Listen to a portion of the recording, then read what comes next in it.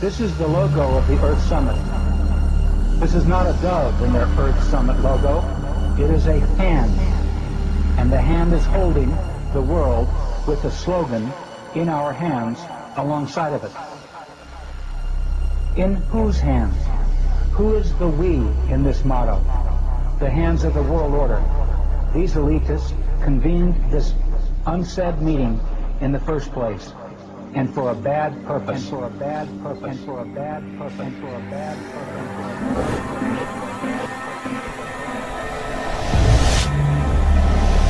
It's a United Nations plan. It's called the Agenda for the 21st Century. It is the agenda for the 21st century you're living in today. For a brave new world where everything that you cherished and held true will no longer exist. It is the Inventory and Control Plan. Inventory and control of all land, all water, all minerals, all plants, all animals, all construction, all means of production, all food, all energy, all information, and all human beings in the world. Agenda 21 defines itself as the comprehensive plan of action to be taken globally, nationally, and locally by organizations of the United Nations systems. It also elevates nature above man. And it contains something called the precautionary principle, where basically you're guilty until you're proven innocent.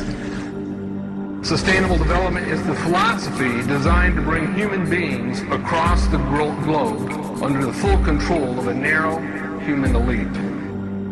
It's a 40-chapter document to basically control the world. It's based entirely on socialist control mechanisms. And so many of us around the world think that, sustainable development, it just sounds so great. Isn't it about recycling and creative reuse and creating energy and food resources for everyone? And the answer is no. It really is not.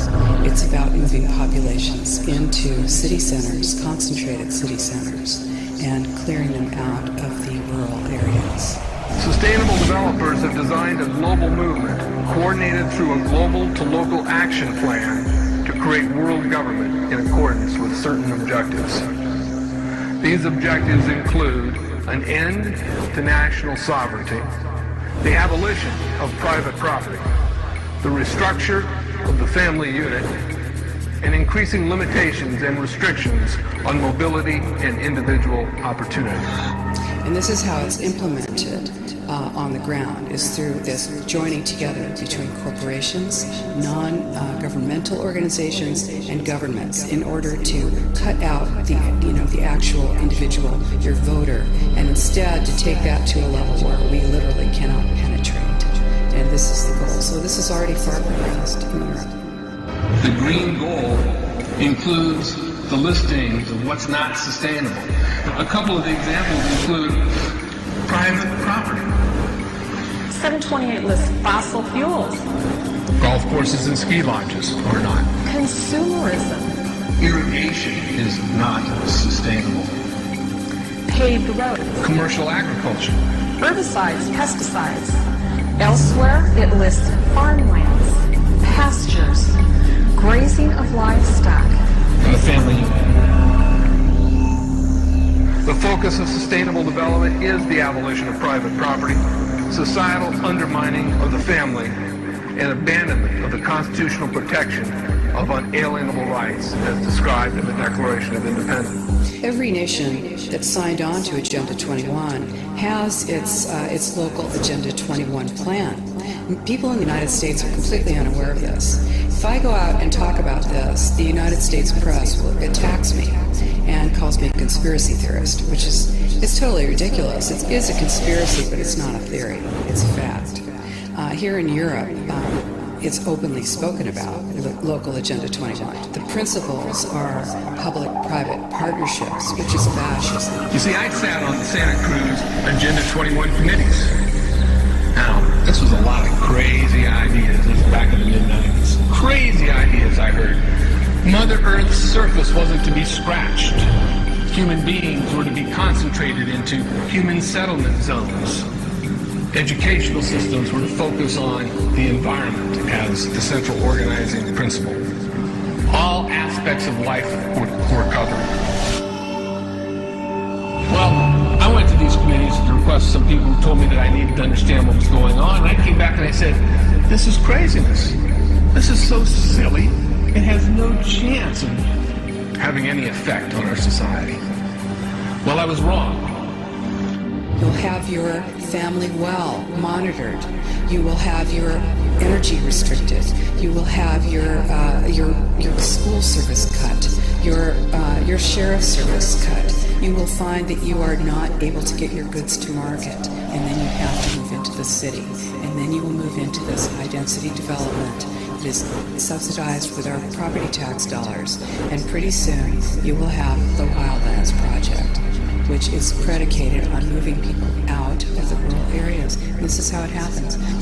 The United States government's support for Sustainable Development Agenda 21 is very clear. In 1992, while the Rio Conference was going on, George Bush, then president, was there where he executed the Agenda 21 protocols on behalf of the United States and brought it back to Washington, D.C. Within a year, Bill Clinton, by executive order, no congressional review, established the President's Council for Sustainable Development. From any construction defect liability. It's a partnership between selected developers building this new world order and the government using the American taxpayer dollars in order to do it. This is a map of the Wildlands Project. To explain the map, the red are areas that are to be off limits to human beings. No resource development, no human activity. If you live there, you won't. The yellow areas are the areas for major control of all human activity. If you live there, you won't. The black areas, the black dots, are the smart growth zones. That's where human beings are to be stacked and packed in small living units along rail tracks. Smart growth program ultimately has jobs assigned and children cared for by the state. The goal is to move everyone out of the rural areas and into the large cities, and to destroy representative government, and to move it into a more to government by unelected boards and commissions. Now here in the EU, of course, you've already moved to that position where it's an erasure of jurisdictional boundaries, an erasure of national boundaries. The question has been asked many times how the people who are perpetrating these things expect to do this and make it last. And the answer to that is that you steal a generation of children and you indoctrinate them so that they accept these ideas and they become global citizens in the coming global village. UNESCO came out and declared 2005 to 2015 the decade of education for sustainable development. But they go on to say that it will encompass the 40 chapters of Agenda 21. That is your federal national curriculum. The entire purpose of second grade social studies is to transfer loyalty from the family to the government and teach them about sustainable economic consumption. Students construct their own understandings of reality and realize that objective reality is not knowable. So why bother? The truth is, the truth, which keeps men free, is being suppressed in order to prop up the attitude training agenda. And it moves on. This is our new math called connected mathematics. Standard 3 tells us that students learn that mathematics is man-made, that it is arbitrary, and good solutions are arrived at by consensus. Most of us assume 2 plus 2 is always going to equal 4. You're wrong. We might reach a new consensus. How well does it work? Well, they tell you. In the teacher's guide in the back, it tells us that because the curriculum doesn't emphasize arithmetic computations done by hand, some students may not do as well on tests assessing computational skills.